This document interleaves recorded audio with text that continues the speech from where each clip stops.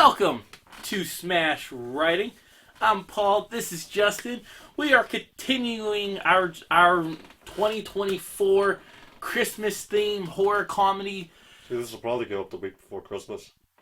Well, it's the holiday season. Holiday season. And we are back to review Jack Frost 2, The Revenge of the Mutant Snowman. Did we? Was it last year that we reviewed the first one? No, I think it was a couple years ago. A couple years ago. Because this was actually, Jack Frost 1 was on my top 13 movies of all time. It was not the one that's starring Michael Keaton. No. it was because of how we did that list. Jack Frost ended up being on it. So, it's only natural after a few years layoff that we recircle because there's a sequel. And without further ado, Justin, give us the plot. Okay, so this happens a year after the events of Jack Frost 1. And Sam is still shaken up by this. And he's in therapy. He's being laughed at by the people in therapy. Yeah, really. Like, come on now. Like, that therapist was recording, and they didn't think about not having the people right out the door listening and laughing. But anyway, while he's being laughed at, scientists have dug up the antifreeze bottles and are trying to bring Jack back to experiment on. Because, there's always going to be experiments with a killer snowman that's contained to antifreeze. Yeah. But they haven't been able to figure out how to wake him up yet. So they go home defeated, and the janitor comes in, and he knocks in a cold coffee. And that does it. That reawakens Jack, who, deals with the janitor. And it's time to go find Sam. He's going to have a problem. See, Sam and wife and friends have left for Christmas. They went to an island. That's not going to stop Jack. No. He's traveling via the ocean. He takes out two guys in a raft along the way who fight over a carrot. I don't have no words. Everyone's kind of at their last patience with Sam, though. Their last straws. Because he's not letting this go. He knows Jack is alive and he's coming for him. And it does not help anything whenever he wakes up after night 2. But does he know? Like, he wouldn't have known that he knew that Jack Frost was contained into the antifreeze. Yes. And he was buried. But he didn't know that somebody would dig him up. But he believes that Jack is alive. And that kind of plays into later.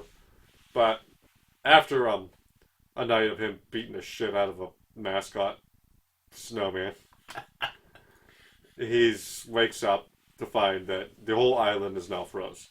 There's snow everywhere. It's freezing.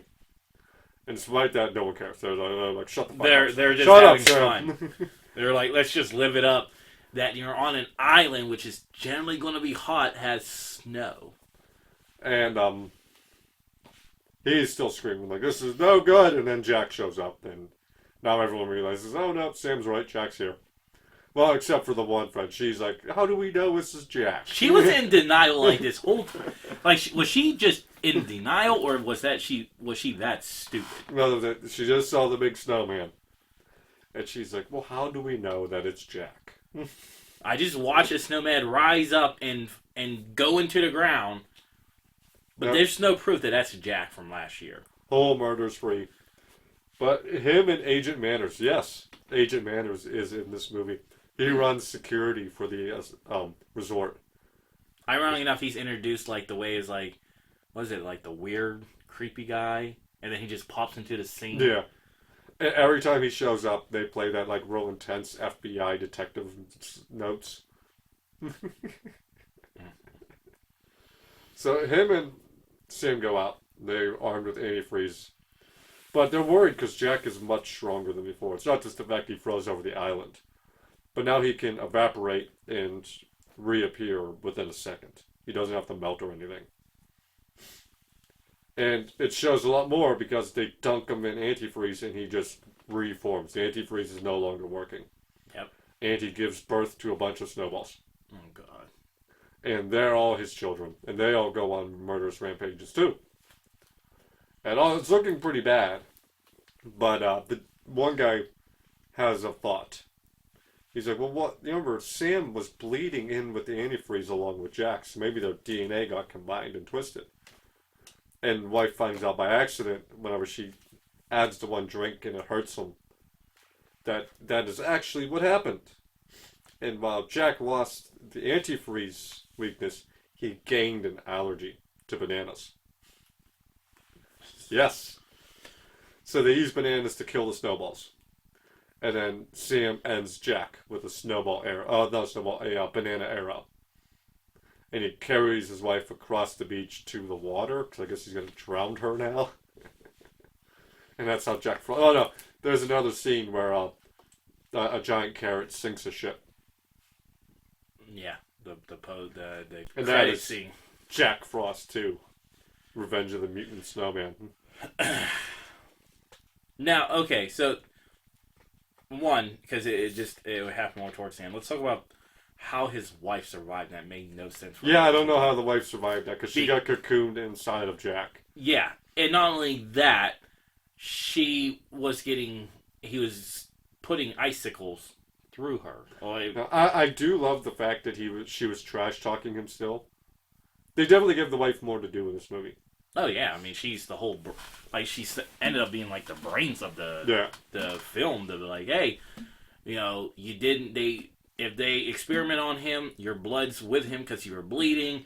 You have a banana allergy, which I guess is a first for everything. Sure. I'll give him credit. Like, that's creative. I'm gonna give you credit. Creative thinking there. Yeah. It's funny. We were just talking about this with the mean one. This obviously had no money. Oh yeah, absolutely had no money. So, and while there was some CGI still, most of the deaths looked practical. Yeah, which was nice. And some were obviously CGI, but correct. The snowballs.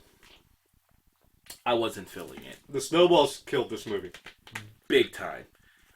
I told Justin this before he started filming. It's like, this movie was on par to be so bad that it's that good. And though I consider say I was really enjoying it, the snowballs was definitely a what the fuck. I think what really killed it for me was how much it was ongoing. Like, it was like one or two. Yeah, they kept the snowballs way too long. I Want Jack. Hence the name of the fucking movie. And we got some of Jack, we didn't get enough of Jack. Because the results would have been the same. They would have defeated the snowballs, and Jack, all suddenly now is a family snowman. He still would have wanted, he still would have been pissed off. But you had this thing going way too long. And I was just honestly, I was zoning out. Because it was just irking me that it was just non-stop. I was like, enough. I felt like because of that, like, they would have cut out that whole, like, 90% of that snowball scene, we would have been okay. Yeah. We really would have been. And that's why I started zoning, because I was like, this is never ending. Ugh. Yeah. I do love, I really love the fact that everyone played it as straight as possible. They were goofy, they were having fun, but they played the threat seriously. Right. I love the acting here. I loved the banner between the two. Agent Manners was so much fun. Crazy Agent Manners was great. And I love the fact he's like, meet me at the lobby. In 10 minutes. 10 minutes. Yeah. He's like, well, can you just tell me here? He's like, I have to pee.